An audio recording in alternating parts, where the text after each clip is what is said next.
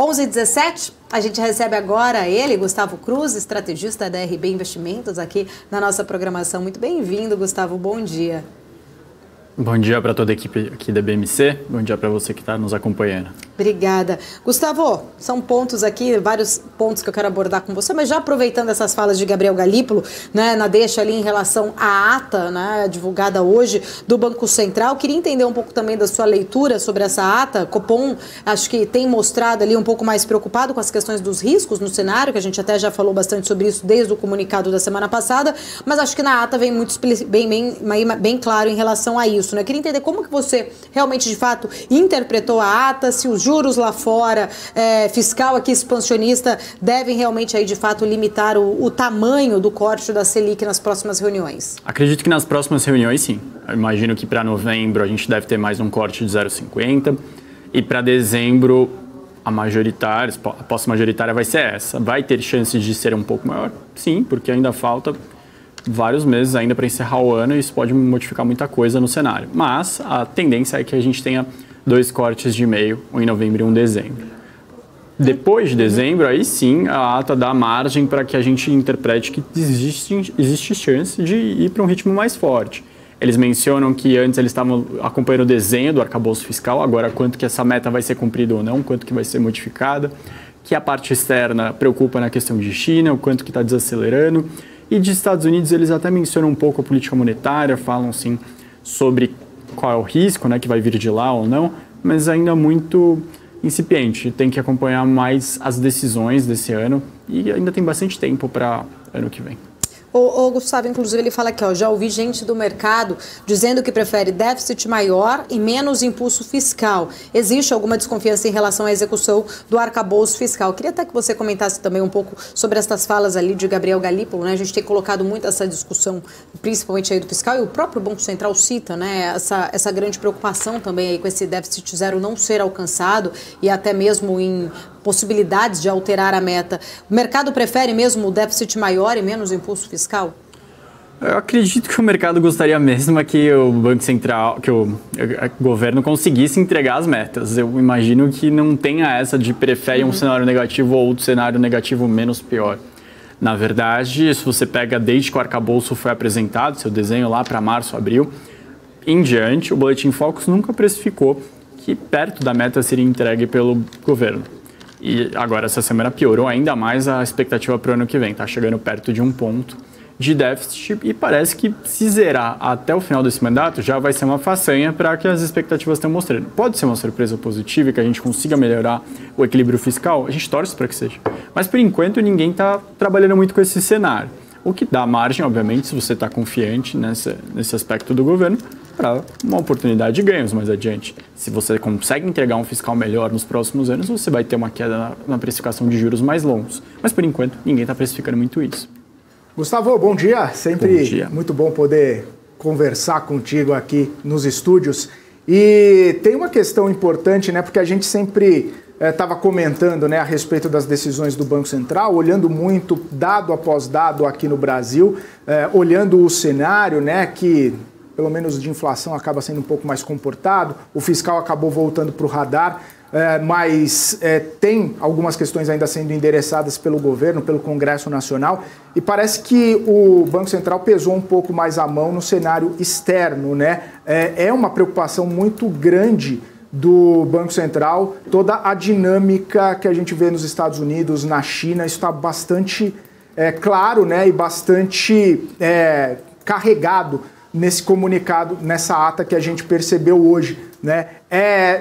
Olhando em perspectiva para frente, o cenário mais deteriorado das economias globais pode ser o grande calcanhar de Aquiles nas decisões próximas de política monetária do Banco Central brasileiro. A gente pode ter uma movimentação um pouco mais enfática em comunicados, um tom mais duro em comunicados, mesmo mantendo o plano de voo por conta do cenário internacional? A última pergunta, Felipe, ela é bem ampla, então vou tentar separar em trechos. Eu entendo que se você tem uma desaceleração mais forte nas economias globais, em algum momento isso vai refletir nas expectativas de inflação e na própria inflação corrente, o que daria até mais margem para outras economias paralelas começarem a reduzir em ritmos mais fortes. Mas no momento a gente vê um debate bem grande entre diferentes grupos do mercado, um que está mais preocupado realmente, entende que os Estados Unidos podem ter que levar a taxa de juros para patamares ainda maiores, que pode ficar nesse patamar em 2024, em 2025, e outro que acredita que não, que em algum momento, que no ano que vem eles já vão começar os cortes e que a precificação de juros mais longos vai cair. O que eu entendo que a gente está vivendo agora? Um momento bem oposto ao que a gente viveu em junho e julho, quando já estava com aquela discussão de pausa no Banco Central norte-americano e começaram a discutir se ia ter corte esse ano, para quanto que ia ano que vem. Então, ali parecia um exagero de otimismo. Agora a gente parece que está no exagero de pessimismo. Na verdade, nenhum dos dois cenários é o mais provável. O intermediário sempre parece algo mais factível para 2024. Então, lembre que em junho e julho, o mercado falava em bolsa aqui no Brasil a 140, 145 mil pontos para o final desse ano, 130 já era algo mais conservador, quando a gente estava com bolsa subindo bastante. Que parecia um exagero. Agora todo mundo já está revisando para lá para baixo, que também parece um exagero. Então tem espaço sim, acho que o Banco Central brasileiro, o fato de estar começando em ritmos mais reduzidos, tem essa vantagem de você ter mais tempo para ir digerindo o que acontece lá fora. E para finalizar o argumento, eu entendo que é o desejo do Banco Central norte-americano que gere essa discussão. De que será que ele vai ter que subir para 7, 8? Será que ele vai ter que ficar o ano que vem inteiro parado? Porque se o mercado acontece o que estava fazendo em junho, ele talvez tenha parado de subir juros agora, será que ele já vai cortar no final do ano? Aí não é o efeito que eles querem. Porque realmente as expectativas de inflação sobem, a economia começa a ter a reação inversa à que eles gostariam. Eles querem realmente passar essa mensagem de que eles estão terminando de forma hawkish o seu ciclo de juros. Ô Gustavo, até é interessante você citar, né? Vai levar para 7, vai levar para 8. O próprio CEO do JP Morgan sugeriu, né, que isso poderia acontecer, claro. Worst case, né? É o pior cenário possível, poderia acontecer, e que os reflexos negativos seriam muito piores, né, de 5 para 7 do que o percebido de 3 para 5, que já foi, né, uma aceleração bastante importante no juro americano, que não se via, inclusive, há um bom tempo. A questão, acho que a gente pode discutir bastante, é que mesmo nesse cenário, por mais que esteja comportado, por mais que a inflação lá nos Estados Unidos não esteja disparada, esteja convergindo para a meta, está longe ainda, mas está convergindo, o crescimento econômico ainda segue forte, o mercado de trabalho continua forte, a gente vê uma inflação ali naquele TMPC essa semana, né, mas ainda está próxima ali dessa convergência, não está tão elevada, mas está difícil do Banco Central trazer, né, uma melhora no cenário. Já se passam alguns meses, a gente sabe que a política monetária ela demora um tempo, mas já se passa alguns meses e o cenário econômico nos Estados Unidos permanece com poucas alterações. Então, isso sinaliza que, de repente, e colaborando com as falas de Powell e de alguns dirigentes, que está difícil de controlar essa inflação, o trabalho ainda não foi concretizado e talvez só lá em 2025, 2026 que a gente veja uma melhora nesse ambiente? Provavelmente sim. Só em 2025 a gente vai ver a inflação mais convergindo para a meta. O trabalho não está feito. Acho que a gente pega desde 1970 para cá os dados de inflação e alguns itens, principalmente moradia, eles estão nas máximas.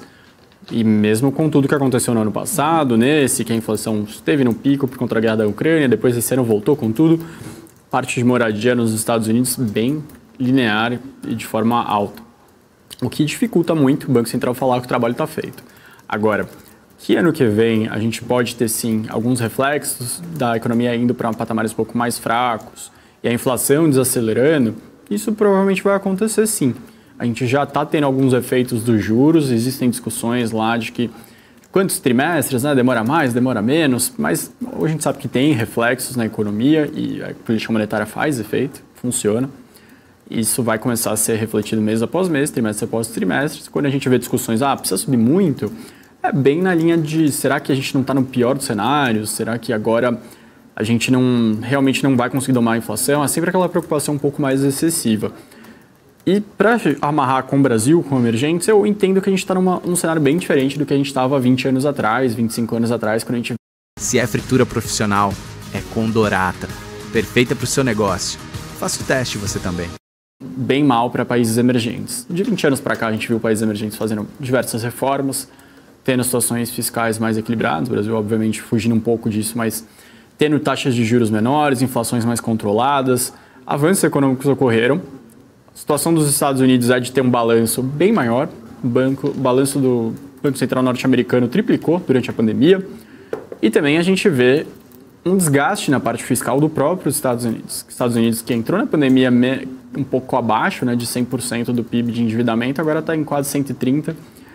E se a gente voltar 20 anos atrás, então ainda bem mais reduzido esse endividamento em percentual do PIB. Então a sensação de insegurança em investir nos Estados Unidos aumentou um pouco. A gente ainda continua sabendo que é um safe haven, que é a maior economia do mundo, que é muito difícil que eles entrem num cenário de calote. Mas de qualquer forma, existem competidores, digamos assim, no mundo.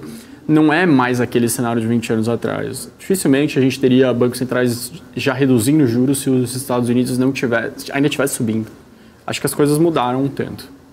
Gustavo, pegando um pouco desse gancho até, né, que você traz aí dessa leitura, ainda assim a gente vê que a preferência, vamos dizer assim, muito, quando se tem juros mais altos nos Estados Unidos, os mercados emergentes eles acabam sofrendo também, acho que um pouco mais, né, apesar desses pontos aí que você muito bem colocou, mas ainda assim se torna uma grande atratividade ali esse tipo de investimento lá fora. E aí a minha pergunta é tentar entender o seguinte: a gente vê que esses juros altos por mais tempo lá, isso deve impactar inclusive no câmbio, o que pode acabar também impactando mais até aqui na nossa inflação. Queria entender um pouco da sua leitura. A gente teve hoje o IPCA 15, acho que apesar do número ter vindo surpreendentemente ali, né, um pouco mais para baixo no headline, chama ainda um pouco a aceleração também ali de alguns itens importantes da inflação de serviço. A gente tem uma inflexão ali, acho que dessa inflação de serviços ainda, né, num patamar bom, mas ainda não o que se esperava. A gente, olhando mais, tentando entender, né, toda essa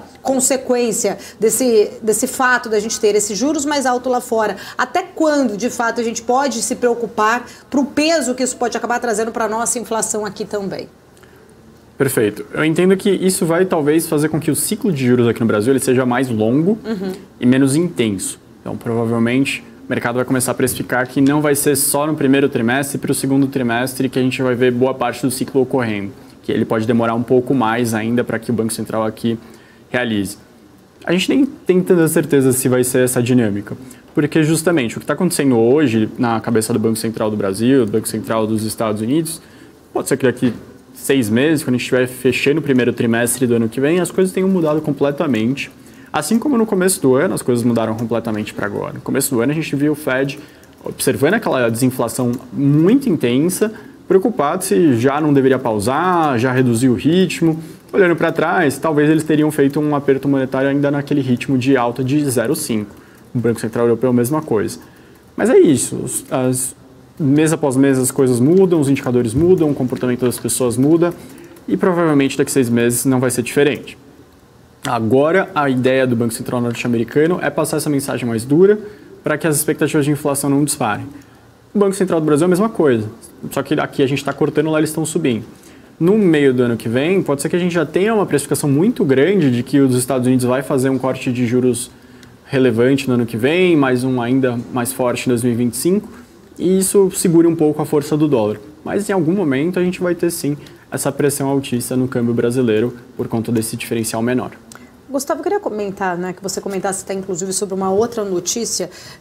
Estava até lendo aqui um pouco mais cedo, o presidente do Paraguai, né, deu uma entrevista ao Financial Times, ele fala o seguinte, né, o acordo entre Mercosul e a União Europeia, ele falou, ou Lula fecha o acordo agora, ou não haverá, né, e ele reforça, né, o presidente do Paraguai estabelece ali uma data de 6 de dezembro como limite, inclusive, para se fechar esse acordo do livre comércio entre os dois blocos, né, após essa data, ele que assume, inclusive, a presidência ali do Mercosul, diz que vai priorizar outras negociações. Quais os impactos, de fato, que você acredita que esse posicionamento, inclusive, do presidente do Paraguai, o Santiago Peña, pode acabar trazendo?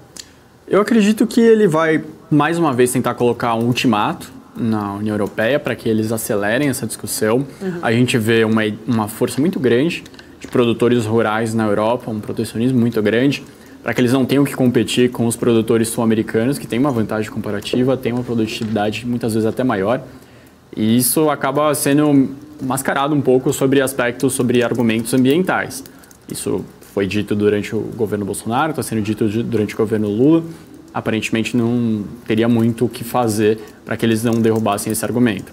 Então eu acho que a posição do Penha no Paraguai é de que não quero ficar focado nisso, já que o outro lado da mesa de negociação não está interessado em avançar. Quero ficar sentado com pessoas que queiram realmente fazer acordos comerciais com o Mercosul. Ele menciona de Singapura, ele menciona dos Emirados Árabes Unidos, que agora fazem até parte do BRICS. Existem realmente vários blocos que o Mercosul ainda é bem distante, que a gente pode explorar mais o comércio internacional. E provavelmente é esse ângulo que ele está tentando colocar na mesa. Uhum.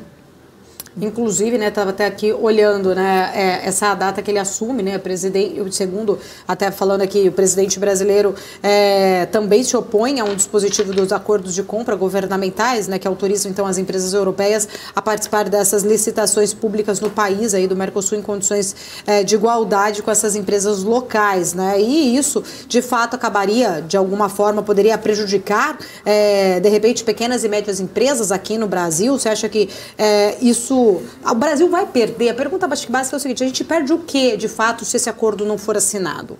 Olha, eu entendo que, da forma como a gente estava colocando, ia ser só o potencial de venda que não seria colocado. Mas agora, com esse argumento da questão ambiental, que antes assim, fechou o acordo, tem que cumprir essa regra. Agora não. Não fechou o acordo, tem que cumprir essa regra também. Pode ser que diminua realmente as exportações de algumas commodities agrícolas para a Europa. Isso pode fazer, inclusive, com que os preços caiam mais rápido aqui no Brasil se a gente tiver uma inundação na oferta de alguns elementos, inclusive soja. É um dos que está mais no radar, no centro do holofote. Mas, como o próprio Penha falou, não é que faltam mercados. A gente tem essa facilidade, está realmente já há anos exportando para lá, mas se você olha as balanças comerciais do Brasil com outros países, inclusive da África, a gente olha a Etiópia, por exemplo, que é um país que entrou no BRICS, a gente exportou 28 milhões de dólares no ano passado para a Etiópia.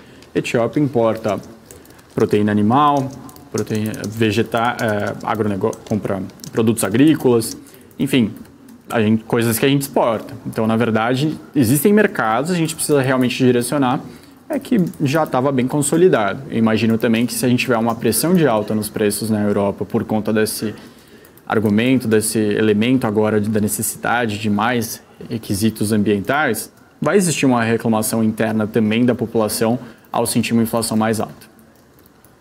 Gustavo, estava monitorando o mercado financeiro, né, e ao longo dos últimos dias a gente já até conversa basicamente todas as semanas a respeito dessas movimentações que temos visto no varejo, né, o varejo bastante sensibilizado com o cenário mais macro e até mesmo com o cenário próprio das próprias companhias, né? A gente falou bastante da mudança de via, né, para Grupo Casas Bahia, toda aquela movimentação depois do follow-on. A gente tem visto outras empresas bastante sensíveis com toda essa entrada do remessa conforme de várias empresas internacionais, né, daquela isenção de $50, principalmente vestuário, principalmente moda.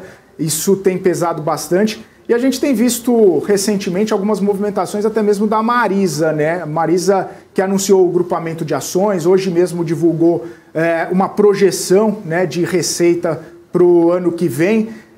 Mas parece que mesmo assim, né, mesmo com umas tentativas da companhia, o mercado não está botando muita fé, não está colocando muito otimismo nessas mudanças.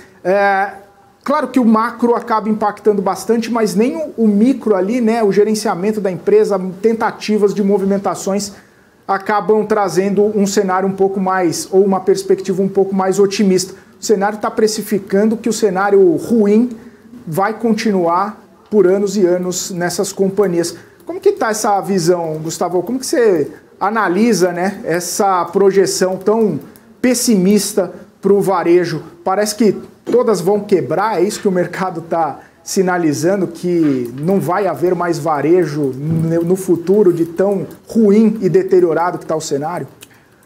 Acredito que como a gente está tendo um momento com uma liquidez menor para a renda variável, é natural que quem tem posições na Bolsa Brasileira priorize aquelas ações que são mais consolidadas, que o cenário está um pouco mais óbvio. ou até cenários como o setor de construção que ficou para trás, mas que parece que 2024 vai ser extremamente positivo. Como o varejo ainda enfrenta muita dificuldade, ele acaba sendo penalizado por isso. Se a gente estivesse num momento de excesso de liquidez na renda variável, talvez não seria tão penalizado assim. Sobre os varejistas, eu imagino que, acho que, se não me engano, foi até o próprio presidente da companhia que mencionou uma frase que eu achei bem resumida e certa, que várias varejistas brincaram de banco e descobriram que não era tão fácil assim. Aqui no Brasil você tem grandes instituições financeiras, você tem bancos de concessionárias que já fazem esse negócio em vários países, mas varejistas realmente entraram nessa condição muito pelo modelo de negócios de 20 anos atrás, quando o tipo de compra era muito mais ir à loja, ir pessoalmente e menos no online. O online mostra que fazer essa questão financeira é mais complicada, mais complexa. E para varejistas que não é o core, né, o núcleo do negócio não é esse, acho que o resultado acabou sendo bem problemático.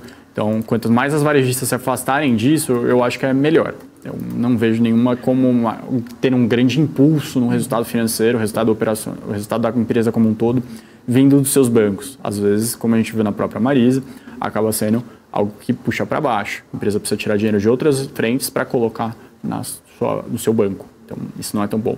Mas para finalizar sobre a ação da Marisa, é claro que é uma empresa ainda com uma identidade muito forte, com um intangível muito forte. Ela é uma empresa muito grande no Brasil, então vários clientes já consumiram na própria empresa e fazem associações sobre a qualidade da marca, o que esperar da marca. Imagino que o futuro da empresa possa ser sim positivo, diferente de outras marcas que estão enfrentando problemas, muito por conta desse intangível, e já desfez do que eu acho que era o pior problema, já está fazendo um turnaround, reduzindo funcionários, reduzindo o número de lojas.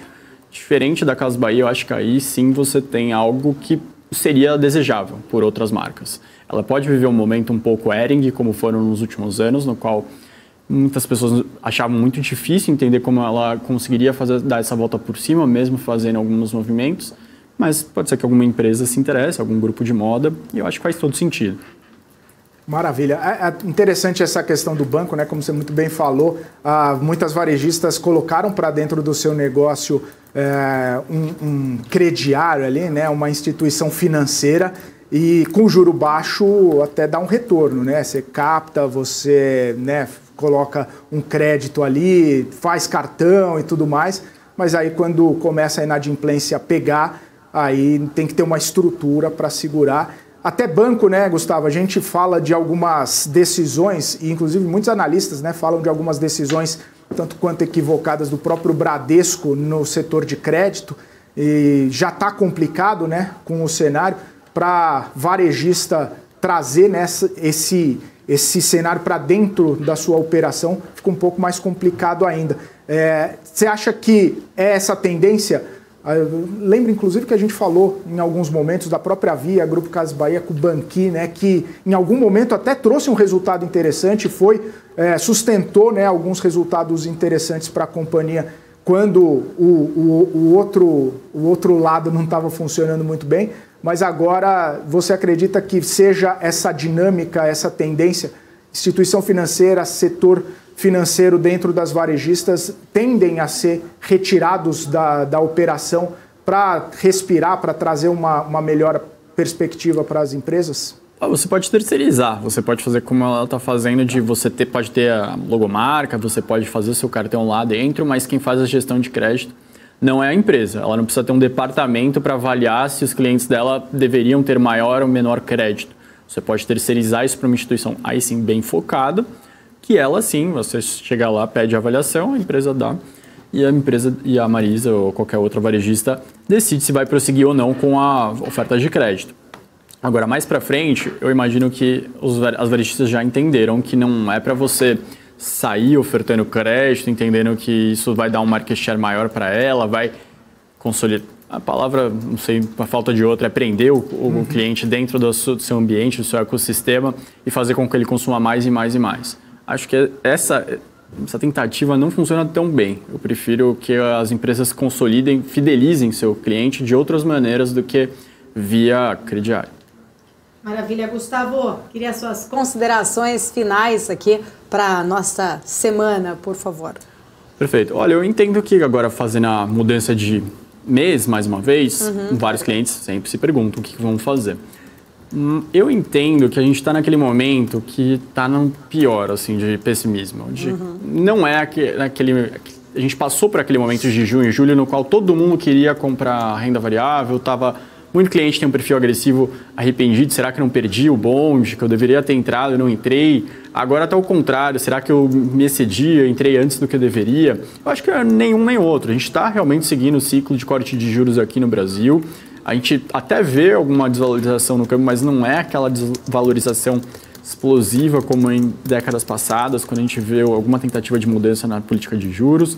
E por isso você sempre deve ter, sim, sua reserva de emergência em renda fixa. Você tendo um perfil mais moderado, mais arrojado, acho que faz sentido olhar para os preços agora já de renda variável, com uma perspectiva de um prazo um pouco mais longo, porque está começando a ficar novamente em patamares bem atrativos.